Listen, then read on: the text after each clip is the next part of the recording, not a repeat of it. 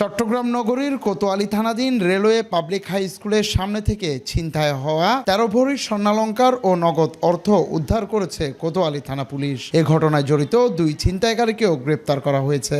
আজ রোববার নগরীর চাঁদগাঁও থানা এলাকার বিভিন্ন জায়গায় অভিযান চালিয়ে তাদের গ্রেপ্তার করা হয়।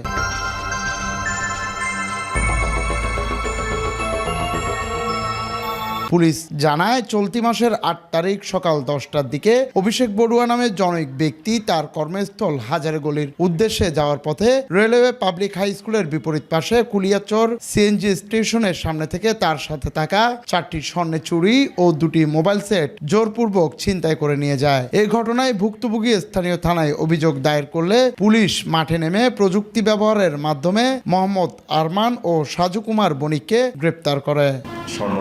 ছিনতাইয়ের এই ঘটনাটা ঘটে, তো পরবর্তীতে আমরা এর উপর কাজ করতে থাকি, মামলা হয় এবং পরবর্তীতে যে স্বর্ণটা খোয়া গেছে প্রায় ২০০ গ্রাম এবং তার সাথে আরও 2টা মোবাইল ছিল, ওই মোবাইল দুটার দামও ২০,০০০ টাকার মতো ছিল। তো আমরা প্রায় ১৩ ভরি স্বর্ণ উদ্ধার করি এবং ক্যাশ টাকাও আমরা প্রায় ৩,৩০,০০০ টাকার মতো ক্যাশ টাকাও আমরা উদ্ধার করি।